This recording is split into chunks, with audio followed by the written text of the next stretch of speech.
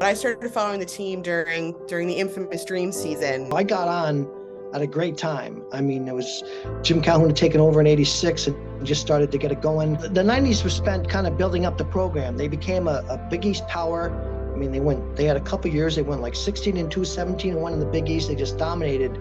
But at the time, they weren't able to crack through. I mean, people kind of forget this, but like through the '90s, Jim Calhoun was the greatest coach to never make a Final Four. And for him to finally make the Final Four and then to, beat Coach K in the national championship, for them to come out and just prove everybody wrong, it was very cool. The earliest basketball memory, definitely 2009 season. I remember I really liked Kemba Walker, but he was like a freshman on like a team that made the Final Four, so like not a lot of Kemba Walker merch out at the time. And Kemba was probably one of the best leaders UConn has ever had. I mean, he took all that, he took that team on his shoulders, he took all the pressure off the team, he gave them confidence. They had a younger team. I very distinctly remember following along the 2011 title run, running home from school, going to my computer, opening it up, typing in sports.yahoo.com. I still remember where the Kemba Walker shot was on the screen. Kemba Walker, step back, Walker, cardiac Kemba, does it again, UConn wins at the buzzer. He was a calming influence on the team, and it kind of took the pressure off all the other guys. And Shabazz kind of carried that on in 2014, 3 years later.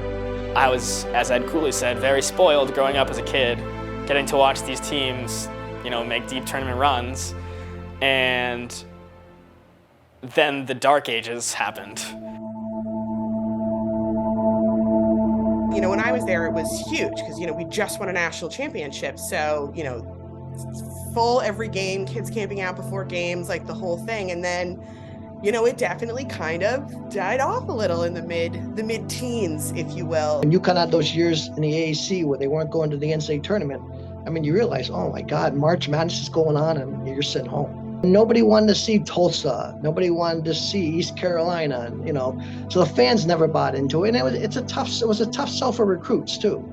So many students here right now don't really understand what it was like from like 2015 to 2018 and like the bad AAC days and like what it took to get Dan Hurley here after like having a coach be handpicked as Jim Calhoun's successor. Obviously a lot of dark stuff had to happen. You have somebody like Dan Hurley, who's a real Northeast kind of guy, is really matches the energy of the fan base. I don't know if there's a better fit between coach and fan base than Maniac Dan Hurley and the Maniac UConn fan base. He was the perfect guy for the job. One, I mean, he loves a challenge. Two, he embraces the UConn history. Like, he's not a guy like, well, that's somebody else who won the national championship. We have to do our own thing. He embraced it, never shied away from it, wanted his players to embrace it. I mean, fifth year to win a national championship is obviously a tremendous accomplishment. I don't know, you think it's possible that he could do it because he's a great coach, but it's obviously very hard to do. So it was kind of unexpected this year.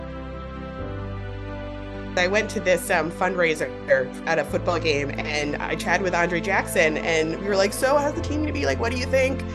And he said, we're going to win a national championship. And I remember we were all like, okay, I like the confidence, good for you, but I did not believe it. I have some texts from the offseason, and I was like, oh, I don't think this team's going to be as good as last year's.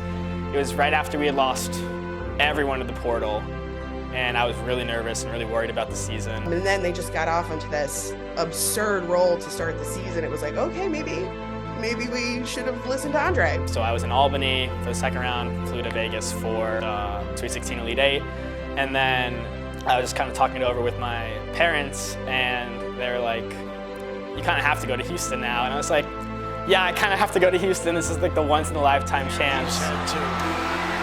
Hurley and the Huskies have their dreams come true. Standing watching the confetti drop, I started crying like when they played the One Shining Moment in the arena, just because like you watch it every year and like you always want to be the team that's like the song's about. You see a lot of joy. I think you've seen a lot of joy this year. They've given a lot of people a lot of joy, and that's a great group of kids. They're really easy to root for.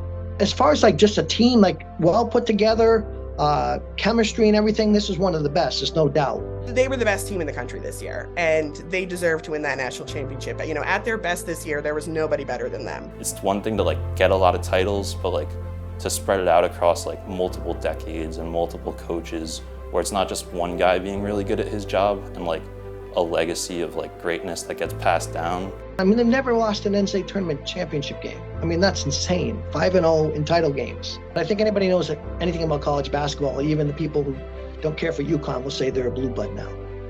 There's a lot of people who care a lot about it. And, you know, you see some really beautiful things where people will, you know, fundraise to get somebody to a game, or, you know, the Husky Ticket Project, you know, how many hundreds of kids who've gotten to go to a game because the UConn fan base drank a lot of hot sauce.